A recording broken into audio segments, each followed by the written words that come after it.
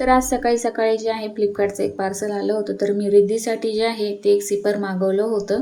तर हे सिपर जे आहे ते माझ्या अपेक्षेपेक्षा जरा जास्त चांगला निघाला आणि रिद्धीला जे आहे ते खूप आवडलं आणि याची क्वालिटी देखील जी आहे ते खूप छान आहे. रिद्धीला जे आहे ते आता कळतंय ना, तर ती सिद्धीसारखं करायला बघते. तिने एक सिद्धीचं सिपर जे आहे ते तोडून टाकलेलं होतं, म्हणून मी स्पेशल तिच्यासाठी हे मागवलं होतं. तर संकष्टी चतुर्थीचा जो आहे तो माझा उपवास असतो, त्यामुळे मी फळं खाऊनच हा दिवसभराचा उपवास करते आणि संध्याकाळी जेवण करून सोडते. संडे होतं तरी सिद्धीच्या बाबांना सुट्टी नव्हती. मग खूप बोर झालं होतं, तर सिद्धीचे बाबा बोलले चला बाहेर जेवायला जाऊयात. तर मी गणपती बाप्पासाठी छान छान असे मोदक बनवले आणि आम्ही संध्याकाळच्या जेवणासाठी बाहेर गेलो. तर रिद्धी जी आहे ती झोपलेली होती आणि मग नंतर उठली, तर तिची खूप मस्ती सुरू झाली.